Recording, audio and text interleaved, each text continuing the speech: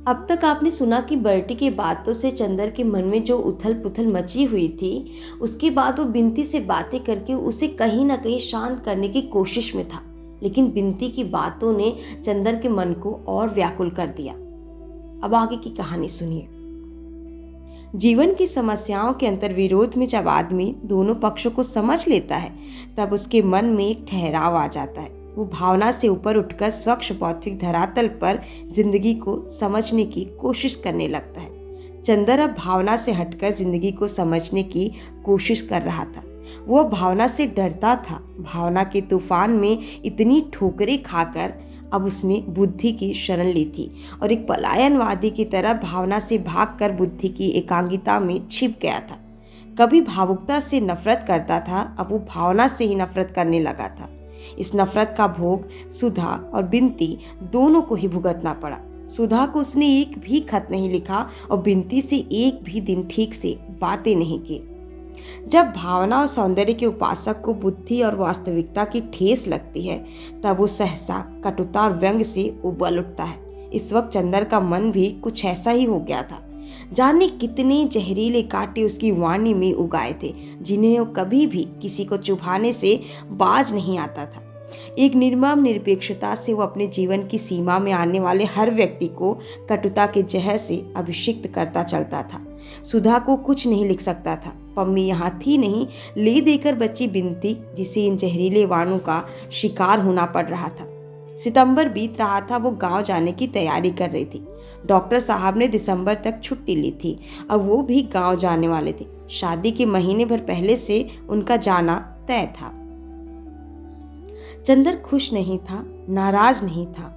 एक स्वर्ग भ्रष्ट देवदूत जिसे पिशाचों ने खरीद लिया हो, उन्हीं की तरह वो जिंदगी के सुख दुख को ठोकर मारता हुआ किनारे खड़ा सभी पर हंस रहा था। खास तौर से नारी पर उसके मन का सारा जहर बिखरने लगा था और उसमें उसे ये भी अक्सर ध्यान नहीं रहता था कि वो किससे क्या बात कर रहा है। बिनती सब कुछ चुपचाप सहती जा रही थी। बिनती को सुधा की तरह रोना नहीं आता था, ना उसकी चंदर इतनी परवाह ही करता था जितनी सुधा की। दोनों में बातें भी बहुत कम होती थी, लेकिन बिनती मन ही मन दुखी थी। वो क्या करे। एक दिन उसने चंदर के पैर पकड़कर बहुत अनुनय से कहा, आपको ये क्या होता जा रहा है? अगर आप ऐसे ही करेंगे तो हम दीदी को खत लिख देंगे। चंदर बड़ी भयावन हंसी हंसा। दीदी को क्या लिखोगी? मुझे अब उसकी परवाह नहीं। वो दिन गए बिनती, बहुत बन लिए हम।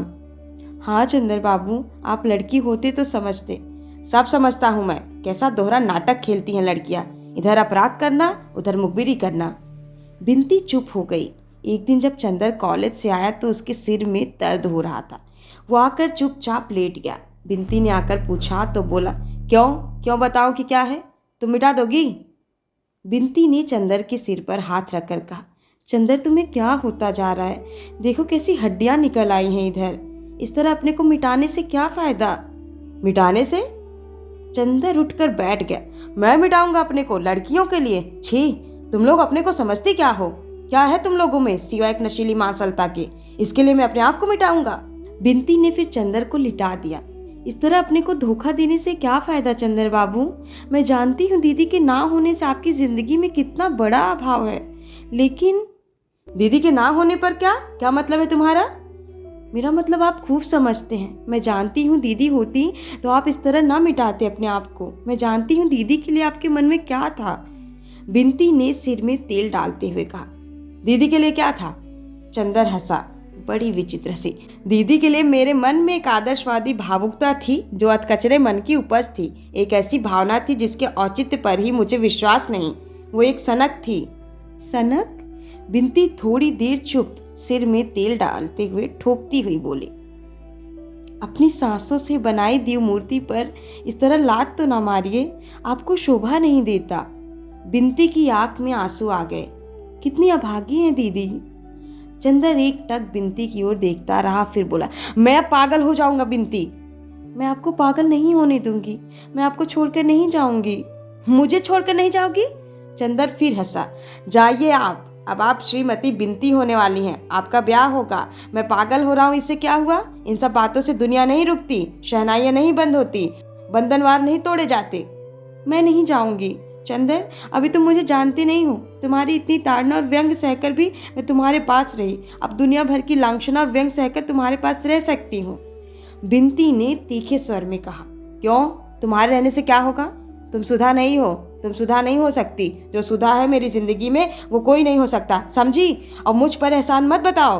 क्यों तुम मुझ पर इतना अधिकार समझने लगी? अपनी सेवा के बल पर? मैं इसकी रत्ती भर परवाह नहीं करता। जाओ यहाँ से। और उसने बिंती को धकेल दिया। तेल की शीशी उठाकर बाहर फेंक दी। बिंती रोती हुई चली गई। चंदर उठा और कपड़े पहनकर बाहर चल दिया।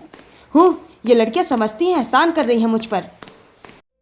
बिंती के जाने की तैयारी हो गई थी और लिया दिया जाने वाला सारा सामान पैक हो रहा था। डॉक्टर साहब भी महीने भर की छुट्टी लेकर साथ जा रहे थे।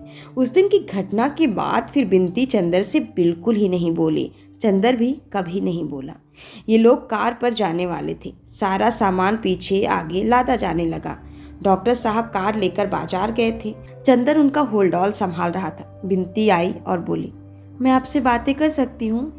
हाँ, तुम उस दिन का बुरा मान गई ना? अमूमन लड़कियां सच्ची बात का बुरा मान जाती हैं। बोलो, क्या बात है?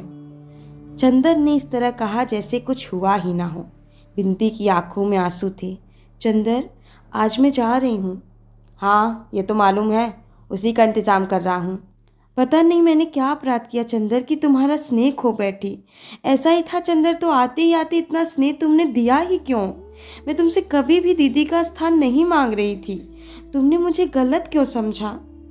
नहीं बिंती, मैं अब स्नेह इत्यादि पसंद नहीं करता। पूर्ण परिपक्व मनुष्य हूँ और ये सब भावनाएं अब अच्छी नहीं लगती मुझे। स्नेह वगैरह की दुनिया अब मुझे बड़ी उथली लगती है। तभी चंदर, इतने दिन मैंने रोते रोते बिताए, तुमने एक बार पूछा भी नहीं। जिंदगी में सिवा दीदी और तुम्हारे कौन था? तुमने मेरे आंसुओं की परवाह नहीं की। तुम्हें कसूर नहीं देती, कसूर मेरा ही होगा चंदर। नहीं, कसूर की बात नहीं है बिंती। औरतों के रोने की कहाँ तक परवाह की जाए? वे कुत्ते बिल्ली तक के लिए उतने ही दुख से रोती हैं। खैर चंदर, ईश्वर करे तुम जीवन भर इतने मजबूत रहो। मैंने अगर कभी तुम्हारे लिए कुछ किया, वैसे किया भी क्या, लेकिन अगर कुछ भी किया तो सिर्फ इसलिए कि मेरे मन की जाने कितनी ममता तुमने जीत ली। या मैं हमेशा इस बात के लिए पागल रहती थी कि तुम्हें ज़रा सी भी ठेस ना पहुँचे। मैं क्या कर डालूँ तुम्हारे लिए? तुमने, तुम्हारे व्यक्तित्व ने मुझे जादू में बांध लिया था। तुम मुझसे कुछ भी करने के लिए कहते तो मैं हिचक नहीं सकती थी। लेकिन खैर, तुम्हें मेरी ज़रूरत नहीं थी। तुम पर भार उठती थी मैंने अपने को खींच लिया। अब कभी तुम्हारे जीवन में आने का साहस नहीं करूँगी। ये भी कैसे कहूँ कि कभी तुम्हें मेरी ज़रूरत पड़ेगी। मैं जानती हूँ तुम्हारे तूफ़ानी व्यक्तित्व के सामने मैं बहुत तुच्छ हूँ, तिनके से भी तुच्छ। लेकिन आज जा रही हूँ। अब कभी यहाँ आने का साहस नहीं करूँगी। लेकिन क्या चलते वक्त आशीर्वाद भी ना दोगे? कुछ आगे का रास्ता ना बताओगे? बिंती ने झुककर चंदर के पैर पकड़ लिए और सिसक सिसक कर रोने लगी। चंदर ने बिंती को उठाया और पास की कुर्सी पर बैठा दिया और सिर पर हाथ रखकर बोला, आशीर्वाद देवताओं से मांगा जाता है। मैं अब प्रेत हो चुका हूँ बिंती।